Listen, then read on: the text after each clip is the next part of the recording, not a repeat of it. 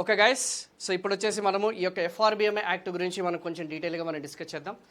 So FRBMA fiscal responsibility budgetary management act అని చెప్పేసి 2003లో ఈ చట్టం అనేది చేయడం జరిగింది. తర్వాత వచ్చేసి వాటికి సంబంధించి అసలు ఎందుకు తీసుకొచ్చారు, ఈ యొక్క చట్టం తీసుకురావడానికి గల కారణం ఏంటి అనే దాని గురించి మనం ఫస్ట్ ఆ బ్యాక్గ్రౌండ్ గురించి మనం డిస్కస్ చేద్దాము. We are first of all going to discuss about the background. ఆ బ్యాక్గ్రౌండ్ అనేది డిస్కస్ చేసుకున్న తర్వాత ఆ టార్గెట్స్ ఏదైతున్నాయో, ఆ లక్ష్యాలు అనేది ఏదైతుందో, ఆ లక్ష్యాలు అసలు ఎందుకు ప్రవేశపెట్టారు, బ్యాక్గ్రౌండ్ అంటే ఏందమ్మా ఎందుకు ప్రవేశపెట్టారు, ఎందుకంటే తెలుసు కదా why they have presented this one. ఓకేనమ్మా, ఈ యొక్క చట్టం అనేది ఎందుకు తీసుకొచ్చారనే దాని మీద ఫోకస్ చేద్దాం. ఆ టార్గెట్స్ అనేది మనము రీచ్ అయ్యామా లేదా, సో రీచ్ అయిన తర్వాత మళ్ళీ ఎందుకు దాన్ని మళ్ళీ ఆ ఎఫ్ఆర్బిఎంఏ చట్టాన్ని మళ్ళీ మనం ఎందుకు పక్కన పెట్టాల్సి వచ్చింది, మళ్ళీ ఎన్కేసింగ్ కమిటీ అనేది ఏదైతుందో ఆ యొక్క ఎన్కేసింగ్ కమిటీ అనేది 2016లో మళ్ళీ ఎన్కేసింగ్ కమిటీ అనేది ఎందుకు మనం తీసుకురావాల్సి వచ్చింది, మళ్ళీ ఎన్కేసింగ్ కమిటీ అనేది ఏం రికమెండేషన్స్ అనేది ఇచ్చింది, ఆ రికమెండేషన్ సిఫార్సులతో పాటు ఏమైనా ఎస్కేప్ క్లాజ్ ఏమన్నా ఉందా, అంటే ఫ్లెక్సిబిలిటీ అనేది ఏమైనా ఉందా. ఇంతకుముందు ఎఫ్ఆర్బిఎంఏ చట్టం అనేది కొంచెం రిజిడ్గా ఉండేదమ్మా, కఠినంగా ఉండేది. ఆ కఠినం నుంచి మనకి ఆ యొక్క ఫ్లెక్సిబిలిటీ సరళంగా తీసుకురావడం జరిగింది. మరి ఇటీవల కాలంలో 2026 నుంచి ఫ్రమ్ 2026 ప్రభుత్వం వచ్చేసి, ఒకప్పుడు మనకి ఎఫ్ఆర్బిఎంఏ యాక్ట్లో ఎంతసేపు కూడా ఫిజికల్ డెఫిసిట్, కోసలోటు, ఆర్థిక లోటు or we can call it as revenue లోటు, వాటి మీదనే ఫోకస్ చేసింది. కానీ మన ఫోకస్ అంతా షిఫ్ట్ చేశారు. దేని మీద షిఫ్ట్ చేశారు, మరి ఇప్పుడు ఎఫ్డి అనేది ఆర్డి అనేది ప్రామాణికం కాదా అంటే కాదు. ప్రస్తుత ఆర్థిక వ్యవస్థలో ఒకవేళ ఫ్యూచర్లో మీరు ఏదైనా సరే video sessions FRBM act targets FD అని ఆర్డి అని ఎవరైనా చెప్తే అది ఖచ్చితంగా ముమ్మాటికి తప్పే. సో గవర్నమెంట్ వచ్చేసి ఆ యొక్క షిఫ్ట్ చేసింది, తన యొక్క స్ట్రాటజీ, తన యొక్క వ్యూహం అనేది ఇప్పుడు ఎఫ్డి మీద కాకుండా ఆర్డి మీద కాకుండా వేరే అంశాల మీద ఫోకస్ చేసిన సంగతి గుర్తుపెట్టుకోండి.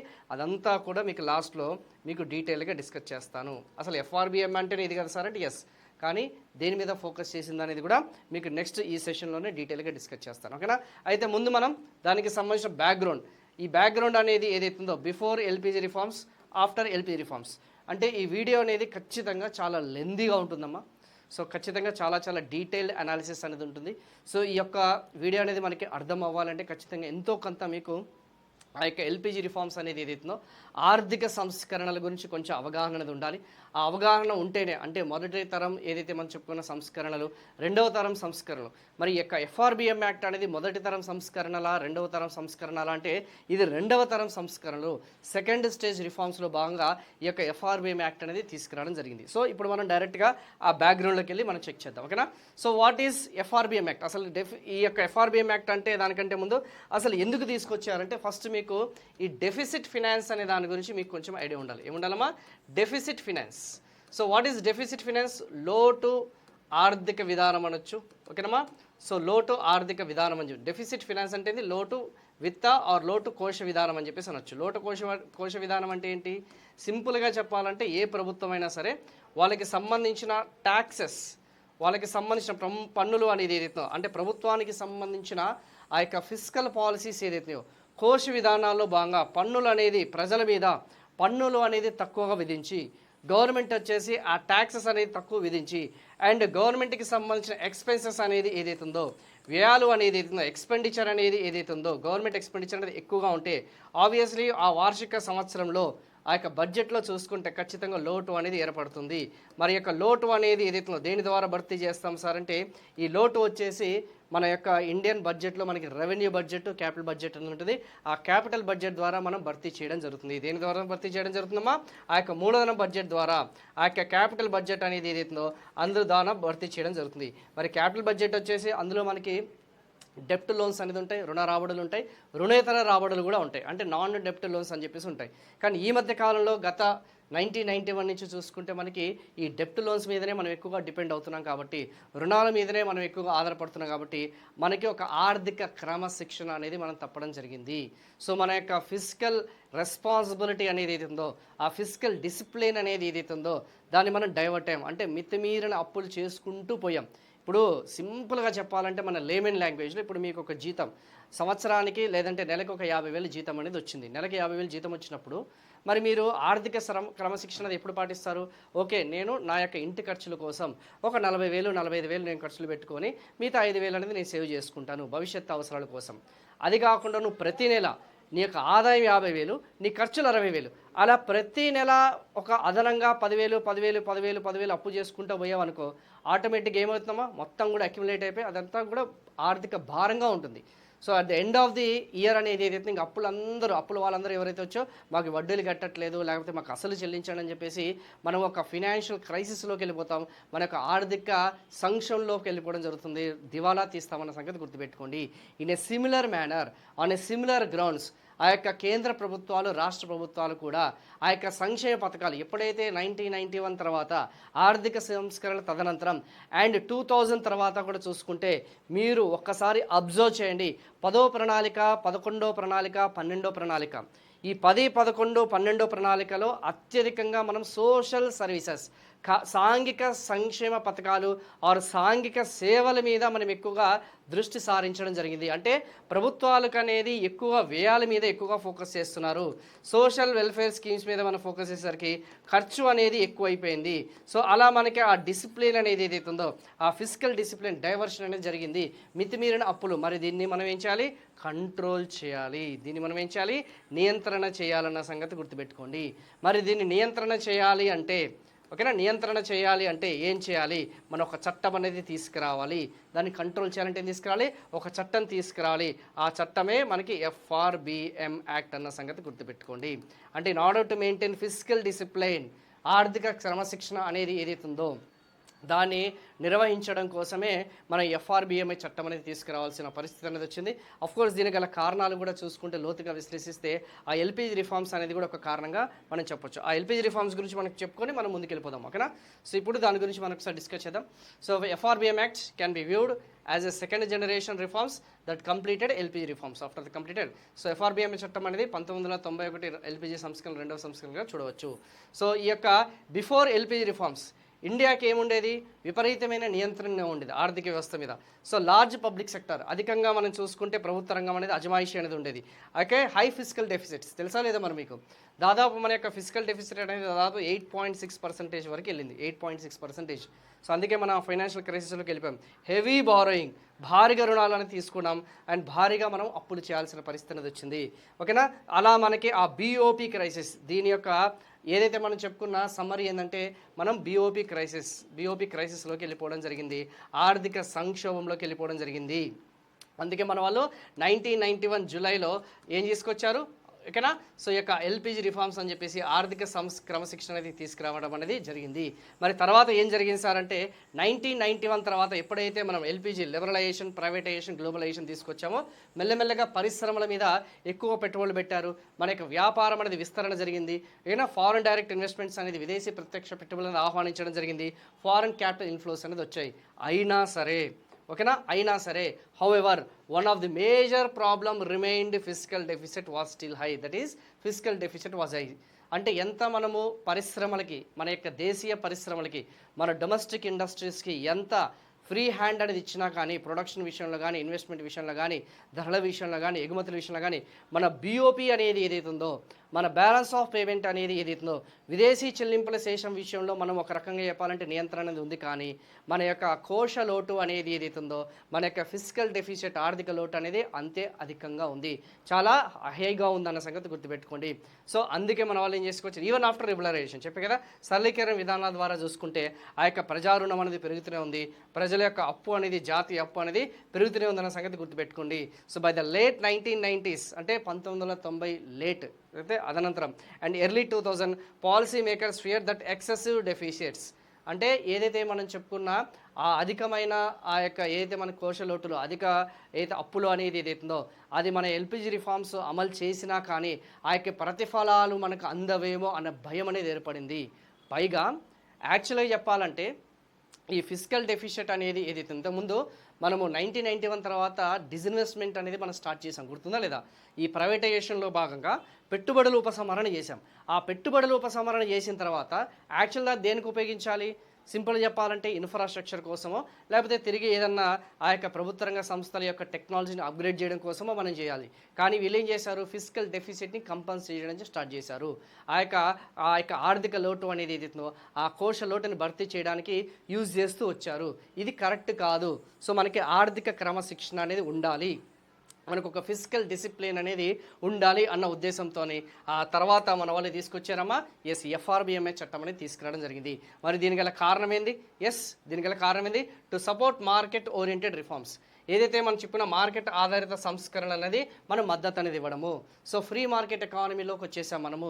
స్వేచ్ఛాయుత వ్యాపార వాణిజ్య ఏదైతే మార్కెట్లోకి మనకు రావడం జరిగింది, లెజర్-ఫేర్ పాలసీస్ అని చెప్పేసి అంటాము. సో ప్రభుత్వాలు ఖచ్చితంగా మనకి ఇన్ఫ్రాస్ట్రక్చర్ అనేది ఏదైతుందో ఆ యొక్క మౌలిక సదుపాయాల మీద మనకి ఖచ్చితంగా వాళ్ళు పెట్టుబడి పెట్టాలి, మరి దాన్ని ఖచ్చితంగా సమర్థించాలి. So to prevent another financial crisis, మరొక ఆర్థిక సంక్షోభాన్ని మనం నివారించాలి. ఫిజికల్ డెఫిసిట్ అనేది ఎంత తక్కువగా ఉంటే, కోశలోటు అప్పుల భారం అనేది ఎంత తక్కువగా ఉంటే, రుణ భారం అనేది ఎంత తక్కువగా ఉంటే, అప్పుల భారం అనేది ఎంత తక్కువగా ఉంటే మన ఆర్థిక వ్యవస్థకి అంత మేలు ఉంటుంది. మనం ఫినాన్షియల్గా స్ట్రాంగ్ అనేది ఉంటాం. ఆర్థికంగా మనం స్టేబుల్గా ఉంటే, ఫినాన్షియల్గా మనం స్టేబుల్గా ఉంటే ఎకానమీ డెవలప్మెంట్ అనేది జరుగుతుంది, ఎకానమిక్ గ్రోత్ అనేది జరుగుతుంది. విదేశీ వ్యాపారస్తులు ఎవరైతున్నారో, విదేశీ పెట్టుబడిదారులు ఎవరైతున్నారో వాళ్ళు మన ఆర్థిక వ్యవస్థ మీద నమ్మకం అనేది కోల్పోకుండా ఉంటుంది. సో అలా మన యొక్క ఫారెన్ డైరెక్ట్ ఇన్వెస్ట్మెంట్స్ అనేది కంటిన్యూస్గా నిరంతరంగా అది ఫ్లో అవుతూనే ఉంటాయి.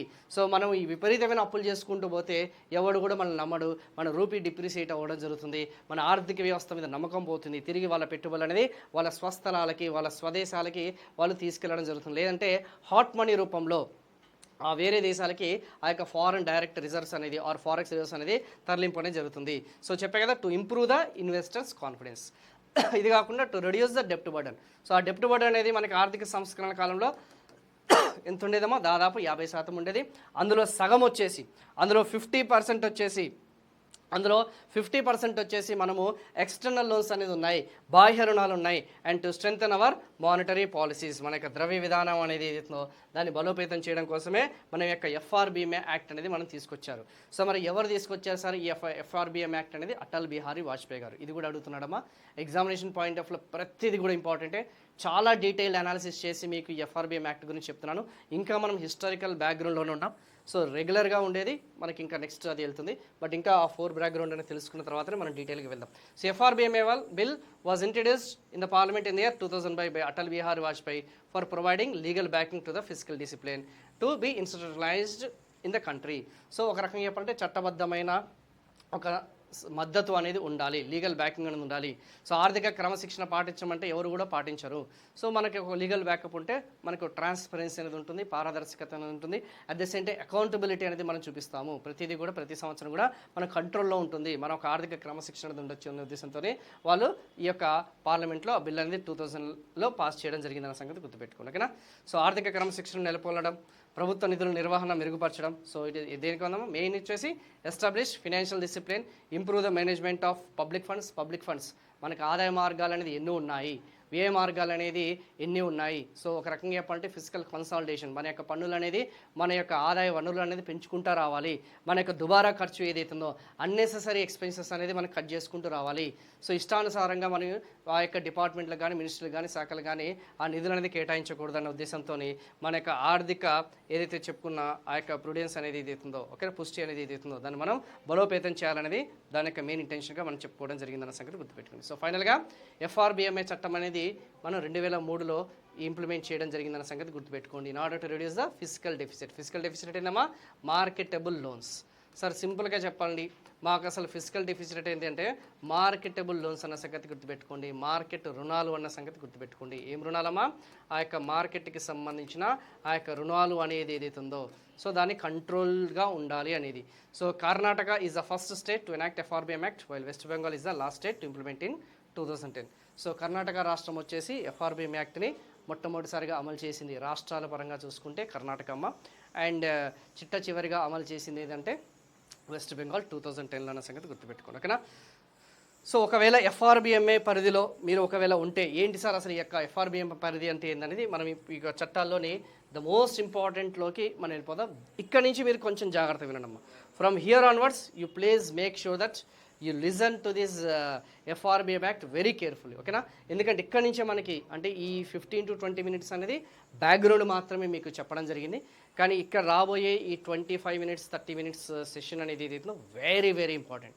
సో ఎఫ్ఆర్బిఎం యాక్ట్ ప్రకారంగా చూసుకుంటే మన యొక్క రెవెన్యూ డెఫిసిట్ అనేది ఏదైతుందో, మన రెవెన్యూ లోటు అనేది ఏదైతుందో ప్రతి సంవత్సరం 0.5%, ఓకేనమ్మా, 0.5% అనేది తగ్గిస్తూ 0.5%, 0.5%, 0.5%, 0.5% ఎక్కడి నుంచి 2004 నుంచి 0.5% తగ్గిస్తూ 2009 కల్లా ఆ రెవెన్యూ డెఫిసిట్ అనేది 0%కి తీసుకురావాలి, పూర్తిగా నిర్మూలించాలి అనేది లక్ష్యంగా పెట్టుకున్నాం.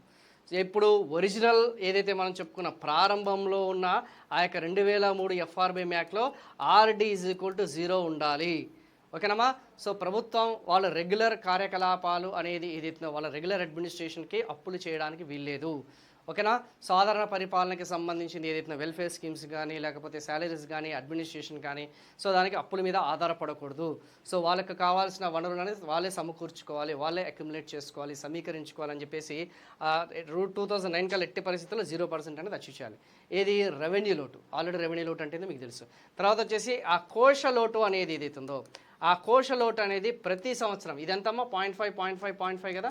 సో ఇక్కడ వచ్చేసరికి 0.3%, 0.3% అనేది తగ్గించుకుంటూ వచ్చి 2009 కల్లా సేమ్ టార్గెట్.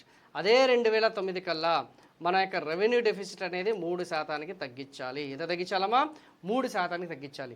సో ఇక్కడ కంక్లూజన్ పాయింట్ ఏంటంటే స్టార్టింగ్ ఫ్రమ్ 2004 2004 నుంచి 5 సంవత్సరాల వరకు 2009 వరకు చూసుకుంటే ఆర్డి అనేది 0%కి తీసుకురావాలి. అదే 2004 నుంచి అదే 2009 వరకు చూసుకుంటే ఎఫ్డి అనేది ఏదైతే ఉందో అది 3%కి తీసుకురావాలి, 3% ఆఫ్ అవర్ జీడిపికి తీసుకురావాలి. ఇదేమో 0.5% తగ్గించుకుంటూ రావాలి, ఇది 0.3%. అలా మనము ఒక ఆర్థిక క్రమశిక్షణ అనేది మనం తీసుకురావాలి. మన భారతదేశ జీడిపి అనేది ఎంత అయితే ఉంటుందో దానికి తగ్గట్టుగానే మన అప్పులు ఉండాలి, అంతే కదా. మన యొక్క జీడిపి అంటే ఏందమ్మా? ఇన్కమ్, నేషనల్ ఇన్కమ్, మన ఆదాయం. అందుకే చూడండి, బ్యాంకులు కూడా చూడమ్మా. సో మీకు ఒకవేళ పర్సనల్ లోన్స్ ఇవ్వాలన్నా, హౌసింగ్ లోన్స్ ఇవ్వాలన్నా మీ యొక్క సివిల్ స్కోర్ అనేది చెక్ చేస్తారు. ఎందుకు చెక్ చేస్తారు? నీ జీతం 50,000, మరి నువ్వు అప్పులు అనేది EMI కింద 30,000 కడితే మరి తినడానికి ఏముంటుంది నీకు? సో ఆర్థిక క్రమశిక్షణ తప్పినట్టే కదా. అందుకే ఆ యొక్క సిబిల్ స్కోర్ అనేది, ఆ క్రెడిట్ స్కోర్ అనేది ఎందుకు చెక్ చేస్తారంటే ఇదే చెక్ చేస్తారనమాట. సో నువ్వు మీద ఎక్కువగా అప్పులు అనేది ఉన్నాయి అనుకుంటే ముందు పాత బకాయిలు తీర్చిన తర్వాతనే నువ్వు కొత్త అప్పులు అనేది నువ్వు తీసుకో అని చెప్పేసి వాళ్ళు చెప్పడం జరుగుతుంది. అందుకే ఈ యొక్క సేమ్ ప్రభుత్వం కూడా వాళ్ళ వార్షిక అవసరాల కోసం ఇంతకు మించి వాళ్ళు చేయడానికి వీల్లేదని చెప్పేసి లక్ష్యంగా పెట్టుకున్నారు. ఇంకోటి స్టేట్స్ కూడా, రాష్ట్రాలు కూడా మీరు కూడా మీ యొక్క ఎఫ్డి అనేది ఏదైతే ఉందో 3% మించడానికి వీలేదు.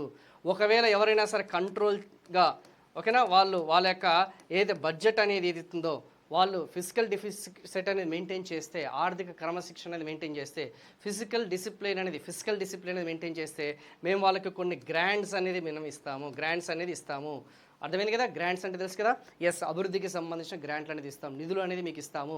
సో మళ్ళీ మీరు మాకు తిరిగి చెల్లించాల్సిన అవసరం లేదు, అలా ప్రోత్సహిస్తుంది అనమాట. సో ప్రతి రాష్ట్రం కూడా ప్రతి రాష్ట్రం కూడా ఏదైతే FRBM యాక్ట్కి సంబంధించిన ఆ యొక్క చట్టంలోని అంశాలు అనేది ఏదైతుందో మీరు తూచా తప్పకుండా పాటించాల్సిందని చెప్పేసి అన్నారు. సార్ కేవలం ఎఫ్డి, కేవలం ఆర్డీకి సంబంధించిన లక్ష్యాలు అంటే కాదు, ఇంకా అదనంగా 2 లక్ష్యాలు ఉన్నాయి. అదనంగా 2 లక్ష్యాలు అనేది ఇప్పుడు మీకు నెక్స్ట్ స్లైడ్లో కనిపిస్తుంది. ఒకటి fiscal deficit as a percentage of FD, revenue deficit as a percentage of FD అదే GDP. Next one taxable revenue as a percentage of GDP. మన యొక్క పన్ను రాబడి అనేది జీడిపిలో పెంచుకుంటూ పోవాలి. సో ఐడియల్గా ఎంత ఉండాలి సార్ అంటే 15%. కేంద్ర పన్నుల రాబడి అనేది 15%, రాష్ట్రాలతో కలిపితే 25% మస్ట్ బి అవర్ ఐడియల్ ఏదైతే ఉందో. అంటే ఏదైతే మనకి అనుకూలమైన ఐడియల్ ట్యాక్స్ జీడిపి రేషియో అనేది 25% ఉంటే మన ఆర్థిక వ్యవస్థ అనేది మనకి ప్రగతి చెందుతుంది, డెవలప్ అవుతుంది. సో ట్యాక్స్ పేయర్స్ అనేది ఎంత ఎక్కువ ఉంటే అంత ఖర్చు పెట్టచ్చు. ఈ మధ్యకాలంలో చూసారు కదా జిఎస్టీ. సో జిఎస్టీ వచ్చేసి తన యొక్క ప్రతి క్వార్టర్, ప్రతి త్రైమాసికం అనేది ఏదైతే తన యొక్క రికార్డ్ని తనే బద్దలు కొట్టుకుంటూ వస్తుంది. ఒకప్పుడు తక్కువ ఉండేది జిఎస్టీకి సంబంధించిన రెవెన్యూస్, కానీ ఈ మధ్య పెరుగుతూ వస్తున్న సంగతి గుర్తుపెట్టుకోండి. ఓకేనా. టోటల్ లయబిలిటీస్, ఓకేనమ్మా, ఏదైతే టోటల్ నెట్ లయబిలిటీస్ అనేది as a percent of GDP, మొత్తం అప్పులు అనమాట. జీడిపిలో ఉన్న మొత్తం బాకీలు ఏదైతుందో, మొత్తం అప్పులు అనేది ఏదైతుందో ఈ 4 అంశాలతో కూడిన ఈ 4 అంశాలతో కూడిన ఏదైతే ఉందో ఆ FRBM యాక్ట్లు అనేది ఇందులో మెన్షన్ చేయడం జరిగింది. మరి 2009 కల్లా ఏదైతే అన్నారో మనం అది సాధించామా? టైం లైన్ చూసారా? మనం 1991 దగ్గర మనం స్టార్ట్ చేసాం. తర్వాత వచ్చేసి 2000 అటల్ బిహారీ వాజ్పేయి అన్నాం. తర్వాత 2003 FRBMA చట్టం అన్నాం. తర్వాత వచ్చేసి 2009లో మరి ఆ ఆ టైం అనేది వచ్చింది ఆల్రెడీ. మనం ఇప్పుడు 2026లో ఉన్నాం కాబట్టి. సో మరి ఏం జరిగింది? సో ఓకేనా, అదంతా కూడా మనం ఒకసారి డిస్కస్ చేద్దాం. We are going to discuss in detail. So 2007 నాటికి FRBMA యాక్ట్లో నిర్దేశించిన లక్ష్యాలకు అనుగుణంగా కేంద్ర తన రెవెన్యూ లోటు అనేది 2007 కల్లా రెవెన్యూ డెఫిసిట్ అనేది ఏదైతుందో కేంద్ర ప్రభుత్వం 1.1%కి తీసుకొచ్చింది. అదే 2007 కల్లా ఆ యొక్క కేంద్ర ప్రభుత్వం FD అనేది 2.5%కి తీసుకురాగలిగింది. అయితే అంతా బాగానే ఉంది, సక్రమంగానే వెళ్తుంది. ఆ టైంలో ఉన్నది మన్మోహన్ సింగ్ కాబట్టి, మన యొక్క ప్రధానమంత్రి. సో తనకు ఒక ఆర్థిక క్రమశిక్షణ అనేది ఐడియా ఉంది కాబట్టి సో తను కంట్రోల్ చేసుకుంటూ వచ్చాడు. సంక్షేమ పథకాల విషయంలో కొంచెం నియంత్రణ చేసుకుంటూ, అభివృద్ధి మీద ఎక్కువగా దృష్టి పెడుతూ, ఆదాయాన్ని జనరేట్ చేస్తుందో, ఫిజికల్ కన్సాలిడేషన్ ఏదైతుందో అది చేస్తూ ఏదో తన ప్రయత్నాలు తను చేసుకుంటూ పోయి కంట్రోల్. కానీ మనకి అమెరికాలో సబ్ప్రైమ్ సంక్షోభం కారణంగా 2008 నుండి 2009 వరకు మనకి ఆర్థిక సంక్షోభం అనేది వచ్చింది, ఆర్థిక మాంద్యం అనేది వచ్చింది. సో ఆ ఆర్థిక మాంద్యం అంటే రెసిషన్. ఆ రెసిషన్ అనేది రావడం వల్ల గవర్నమెంట్కి సంబంధించిన ఎక్స్పెండిచర్ అనేది మనకి పెంచుకుంటూ రావాల్సిన పరిస్థితి వచ్చింది. మళ్ళీ సంక్షేమ పథకాలు అనేది విపరీతంగా అనౌన్స్ చేయాల్సిన పరిస్థితి అనేది వచ్చింది. అంతే కదా, మరి బయోలోడ్ ప్యాకేజ్లు ఇవ్వాలి కదా. లైక్ మనకి COVID-19 సమయంలో 2020లో మన ఆత్మనిర్భర్ భారత్ 1 అని చెప్పేసి, ఆత్మనిర్భర్ భారత్ 2 అని చెప్పేసి, ఆత్మనిర్భర్ భారత్ 3 అని చెప్పేసి ఏ విధంగా అయితే ఈ యొక్క ప్యాకేజ్ లాగా ప్రకటించారో, అప్పులు తీసుకొచ్చారో, ఇంకా మన ఆర్థిక క్రమశిక్షణ అనేది మళ్ళీ డివైట్ అయిపోయింది. మళ్ళీ ఏమైపోయింది, మళ్ళీ స్ట్రైట్ అప్పటి వరకు కరెక్ట్ ట్రాక్లో ఉన్న మన యొక్క ఫిజికల్ డిసిప్లిన్ అనేది. అంతే కదా, ఇప్పుడు మనమే ఉన్నాం, బాగానే ఉంది సార్, మనం కంట్రోల్లో వచ్చాము, మన ఫ్యామిలీ ఇన్కమ్ 50,000, అప్పటి వరకు దుబారా ఖర్చు చేసుకుంటూ వచ్చాము, మనకు ఆర్థిక క్రమశిక్షణ వచ్చింది. కానీ సడన్గా ఇంట్లో ఎవరికన్నా సర్జరీ జరిగింది, సడన్గా హాస్పిటలైజ్ అయ్యారు. సో ఇలాంటి పరిస్థితులు వచ్చినప్పుడు ఏం చేస్తాం, అప్పులు చేయాల్సిన పరిస్థితి వస్తుంది మనకి. ఆటోమేటిక్గా దెర్ ఇస్ నో ఆప్షన్. ఇంకా మనం వేరే వాళ్ళకి అప్పులు చేయాల్సిన సిచ్యువేషన్, పెళ్ళిళ్ళు వచ్చినా కానీ, ఫంక్షన్స్ వచ్చినప్పుడు కానీ, ఏదో ఒకటి what ever it might be, unforeseen expenses అంటాం, అనుకోని వేయాలని చెప్పేసి అంటాం. ఓకేనా, సో అలాంటి పరిస్థితుల్లో మనం ఆర్థిక క్రమశిక్షణ సేమ్ ఆ టైంలో ఈ యొక్క ఆర్థిక మాంద్యం వల్ల మనకి ప్రాబ్లం అనేది వచ్చిందన్న సంగతి గుర్తుపెట్టుకోండి. తద్వారా సో ఆ యొక్క ప్రభుత్వం అనేది FRBMA లక్ష్యాలను వాయిదా వేసుకుంటూ వచ్చింది. 2000 తర్వాత 9 తర్వాత నిలిపివేయబడ్డాయన్న సంగతి గుర్తుపెట్టుకోండి. ముందుగా అమలు చేసాం, తర్వాత వాయిదా వేసుకుంటూ వచ్చామన్న సంగతి గుర్తుపెట్టుకోండి. తర్వాత మళ్ళీ దీని యొక్క ఇంపార్టెన్స్ అనేది ఎప్పుడు బయటపడింది సార్? మళ్ళీ దీని యొక్క ఇంపార్టెన్స్ అనేది ఎప్పుడు పడిందంటే, మళ్ళీ నరేంద్ర మోడీ గారు ఎప్పుడైతే అధికారంలోకి రావడం జరిగిందో, సో ఎప్పుడైతే ఎన్డీఏ గవర్నమెంట్ అనేది ఎప్పుడైతే పవర్లోకి రావడం జరిగిందో 2016 మే 2016లో ఈ యొక్క committee, NK Singh committee, the government setup A committee under NK Singh to review the FRBMA act. మళ్ళీ ఆ యొక్క FRBMA యాక్ట్ అనేది ఏదైతుందో, ఆ ఫిజికల్ రెస్పాన్సిబిలిటీ బడ్జెటరీ మేనేజ్మెంట్కి సంబంధించిన యాక్ట్ అనేది ఏదైతుందో దాన్ని పునఃసమీక్షించండి అని చెప్పేసి, పునఃసమీక్షించండి అని చెప్పేసి ఆ యొక్క పునఃసమీక్షణ కోసం మళ్ళీ ఎన్కే సింగ్ కమిటీ యొక్క ఆధ్వర్యంలో వాళ్ళకు కమిటీ అనేది అపాయింట్ చేయడం జరిగింది. ఇతను కొన్ని మేజర్ రికమెండేషన్స్ అనేది చేయడం జరిగింది, కొన్ని ప్రధానమైన సిఫార్సులు అనేది చేయడం జరిగింది. సో లైక్ సేమ్ ఇంతకుముందు మనం చెప్పుకున్నట్టు FD విషయంలో ఏదైతే ఫిజికల్ డెఫిసిట్ అనేది ఏదైతుందో, కోశ లోటు ఏదైతుందో దానికి కొంచెం కొన్ని టార్గెట్స్ అనేది 2024 వరకు మెన్షన్ చేయడం జరిగింది. RDకి సంబంధించింది కానీ, లేకపోతే డెప్ట్కి సంబంధించిన అప్పులకి సంబంధించి ఏదైతుందో కొన్ని లక్ష్యాలు అనేది ఏదైతుందో, కొన్ని మిడ్ టర్మ్ లక్ష్యాలు అనేది ఏదైతుందో, మధ్యకాలిక ఆ యొక్క లక్ష్యాలు అనేది మిడ్ టర్మ్ గోల్స్ అనేది అతను అచీవ్ చేయాలని చెప్పేసి కొన్ని రికమెండేషన్స్ అనేది, కొన్ని సిఫార్సులు అనేది ఇవ్వడం జరిగింది. ఓకేనా, so the committee recommended that the government should be target A physical deficit on long term basis. So అంటే దీర్ఘకాలికంగా మన యొక్క లక్ష్యాలు అనేది మనం ఏర్పాటు చేసుకోవాలి. అట్ ద సేమ్ టైం మధ్యకాలికంగా కొన్ని లక్ష్యాలు అనేది కూడా పెట్టుకుంటూ మనం దీర్ఘకాలికంగా వాటిని సాధించాలని చెప్పేసి లక్ష్యంగా పెట్టుకోవడం జరిగింది. సో దానికి సంబంధించింది ఏదైతే ఇక్కడ క్లియర్గా కనిపిస్తుంది కదా. So main recommendations of NK Singh committee. So అప్పటి వరకు చూసుకుంటే 2016 ఏదైతుందో, 2016 ఏదైతుందో, అప్పటి వరకు చూసుకుంటే కేంద్రము మరియు రాష్ట్ర ప్రభుత్వాలకి సంబంధించిన అప్పులు అనేది ఏదైతుందో దాదాపు 70% వరకు ఉందమ్మా. ఆ అప్పులు అనేది ఏదైతుందో 2023 కల్లా, ఇఫ్ ఐమ్ నాట్ రాంగ్, 2023 ఏదైతుందో ఆ 2023 కల్లా మనము దాదాపు యొక్క అప్పుల యొక్క శాతం అనేది, ఓకేనా సారీ 2024 2023 అనేది ఏదైతుందో 2023 కల్లా మనం దాదాపు 60% తగ్గించాలి. And at the same time మనము 2024 కల్లా 40% తగ్గించాలని చెప్పేసి లక్ష్యంగా తను సిఫార్సు చేయడం జరిగింది. సో ఇక్కడ చాలా క్లియర్ కనిపిస్తుంది డెప్ట్ టు జీడిపి రేషియో అనేది 40%. ఎంత తగ్గించాలమో ఓవరాల్గా చూసుకుంటే సో దాదాపు మనకి 40% 2024 కల్లా మనం 40% సాధించాలి. 2023 కల్లా మనము 60% అనేది తగ్గించాలి. అండ్ అప్పుడు వరకు ఉన్న 2017లో ఉన్నది 70% ఉంది. అందులో కేంద్రం యొక్క వాటా అనేది 50%, ఆ యొక్క రాష్ట్రాల యొక్క వాటా 20%. సో 2023లో 50% కేంద్రము and at the same time ఏదైతే మనం చెప్పుకున్నామో 10% వచ్చేసి రాష్ట్రం అనేది వాటా అనేది ఉండాలని చెప్పేసి లక్ష్యంగా. అంటే ఏదైతే మనం చెప్పుకున్న 2016 నుంచి 2024లో ఇలా ప్రభుత్వాలు వాళ్ళు నియంత్రణ చేయాలి, రుణ ఊబులోకి వెళ్ళకూడదు, డెప్ట్ ట్రాప్లోకి వెళ్ళకూడదు అని చెప్పేసి ఇది మెయిన్ టార్గెట్గా పెట్టుకోవడం జరిగింది. మరి ఈ టార్గెట్ అనేది అచీవ్ చేసామంటే అచీవ్ చేయలేదు. ఎందుకు అచీవ్ చేయలేదు అనేది మీకు నెక్స్ట్ ఆ వివరణ అనేది నెక్స్ట్ కనిపిస్తున్నట్టు నెక్స్ట్ చెప్తూనే ఉంటానమ్మా. So the ఎన్కేసింగ్ committee setup in 2016 recommended that the government should target a fiscal deficit of 3% of the GDP in a year. So అంటే సేమ్ ఇంతకుముందు మనకున్న FRBM యాక్ట్ అనేది ఏదైతుందో అది 3% తగ్గించాలని చెప్పేసింది up to March 31, 2020. So cut down it to 2.8% in 2020 and to 2.5% in 2023. అంటే అంతకుముందు ఏదైతే 2003లో ఉన్న FRBMA లక్ష్యాలు అనేది ఏదైతుందో వాటిని మెల్లమెల్లగా సరళించి 2.5%కి అంటే ఓవరాల్ FD అనేది ఏదైతుందో 2023 కల్లా ఎప్పటికల్లా 2023 కల్లా ఫేజ్డ్ మేనర్గా దశల వారీగా ఆ యొక్క ఏదైతే మనం చెప్పుకున్న FRBMAకి సంబంధించిన లక్ష్యాలు అనేది ఎంతకు తగ్గించాలమ్మా 2.5%కి తగ్గించాలి. ఎంత తగ్గించాలి 2.5%కి తగ్గించాలి.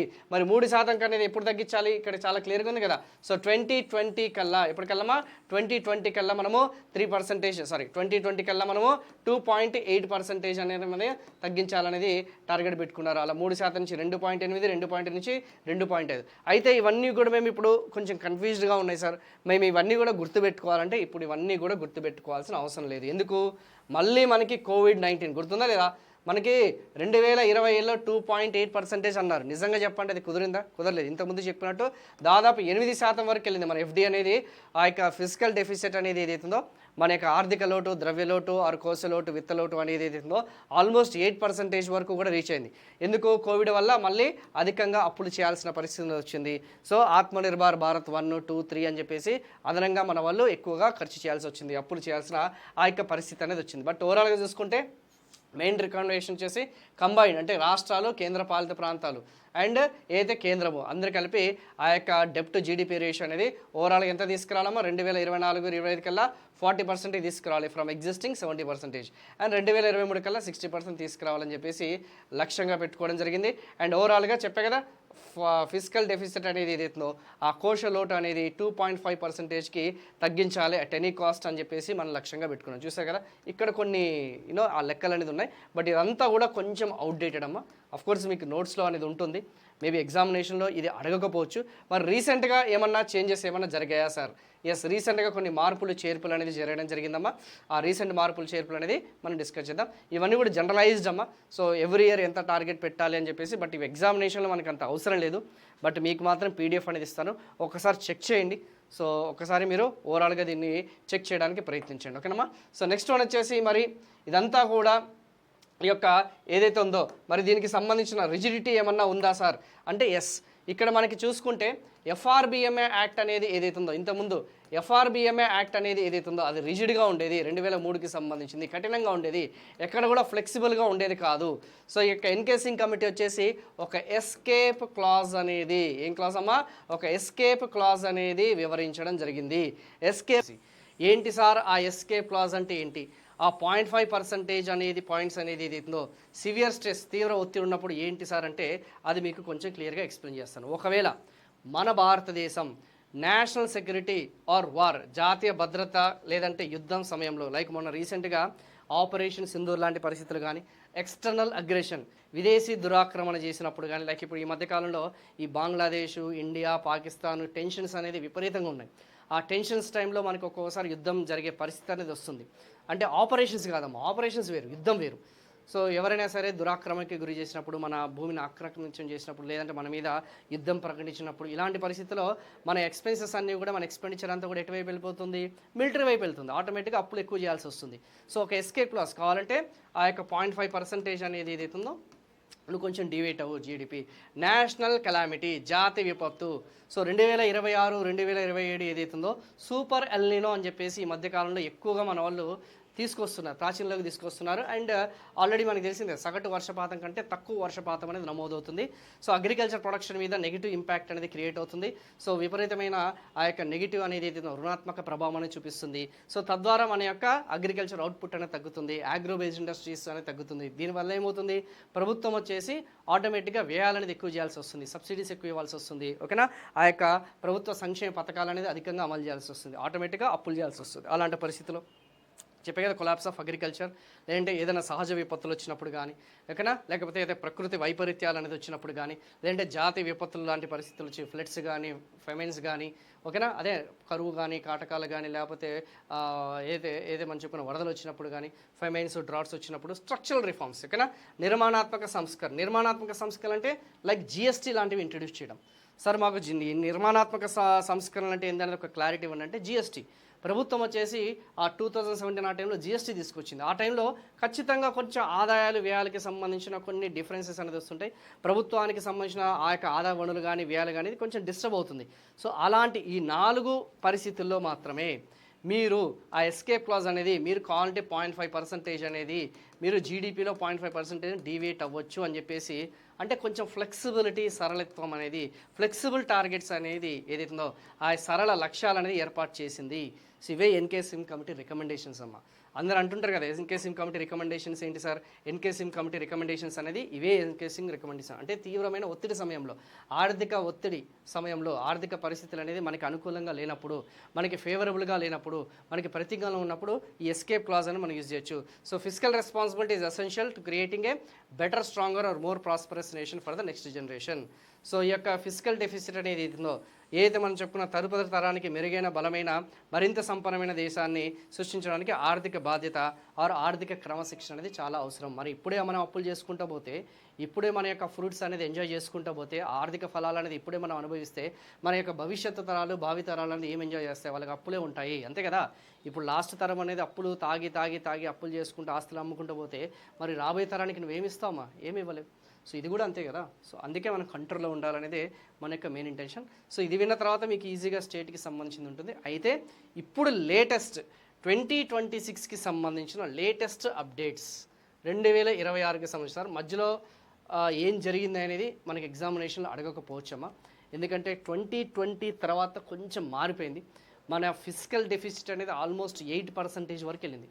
కోశ లోటు అనేది 8%. ఎప్పుడైతే కోవిడ్ వచ్చిందో చెప్పే కదా, ఆ జాతీయ విపత్తు లాంటి పరిస్థితి వచ్చినప్పుడు 8% వరకు వెళ్ళిపోయింది. ఇంకా అక్కడి నుంచి దానికి మళ్ళీ ప్రయారిటీ అనేది తగ్గింది. అందుకే ప్రభుత్వం అనేది ఈసారి ఏం చేసిందంటే, ఇలా కాదు, మనము మన ఎఫ్డీలు, ఆర్డీలు కాదు, మనం ఎంతసేపు కూడా మన ప్రామాణికం, మన స్టాండర్డ్ డెఫినేషన్స్, ఆర్థిక క్రమశిక్షణ డెఫినేషన్ అనేది ఎఫ్డీ, ఆర్డీ నుంచి మనం ఎటు షిఫ్ట్ అయిపోదాం, డెప్ట్ to GDP ratio. డెప్ట్ targeting is the main physical anchor. ఇప్పటి నుంచి మనం ఎంతసేపు కూడా డెఫిసిట్ టార్గెటింగ్ అనేది ఏదైతుందో ఆ యొక్క లోటు లక్ష్యం నుంచి, ఫిజికల్ డెఫిసిట్ ఏదైతే మనం చెప్పుకున్న ఆర్డీ ఏదైతుందో ఆర్డీ లక్ష్యాల నుంచి మనం ఎటువైపు మనం వెళ్ళిపోదామా, ఇది మెయిన్ అప్డేట్. ఒకవేళ మీరు పాత వీడియో సెషన్లో ఎంతసేపు కూడా ఎఫ్ఆర్బిఎం యాక్ట్, ఆర్డీ, ఎఫ్డీ గురించి చెప్తున్నారు అంటే అది అవుట్డేటెడే. 2026లో నూతనమైన వ్యూహం, న్యూ స్ట్రాటజీ అనేది గవర్నమెంట్ ఆఫ్ ఇండియా అనేది అమలు చేయడం స్టార్ట్ చేసింది. 2025 కాదు, 2026 గురించి నేను చెప్తున్నాను. 2026 నుంచి ఈ యొక్క డెప్ట్ టార్గెటింగ్నే మనం చెప్పుకోవడం జరిగింది. So earlier FRBMA discussions focused mainly on fiscal deficit, చెప్పే కదా. సో ప్రధానంగా ద్రవ్య లోటు ఆర్ ఆర్థిక లోటుపై దృష్టి సారించాయి అంతకుముందు ఎఫ్ఆర్బిఎంఏ చర్చలకి సంబంధించింది ఏదైతుందో. కానీ ఇప్పుడు now the centre is giving greater importance to reducing the public డెప్ట్ ratio or rate over the medium term. So ఇంతకుముందు మనకు మధ్యకాలిక లక్ష్యాలు ఎన్కే సింగ్ కమిటీ కూడా అంతే.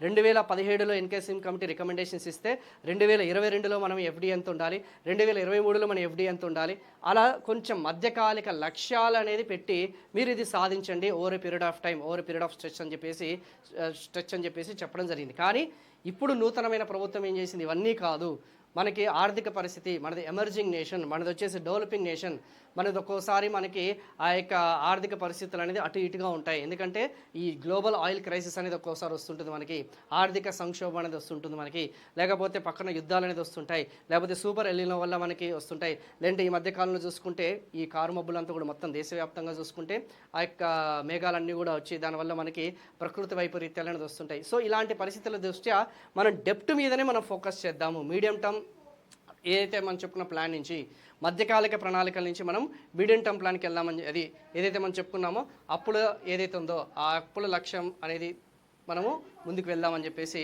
టార్గెట్గా పెట్టుకోవడం జరిగింది. ఓకేనమ్మా.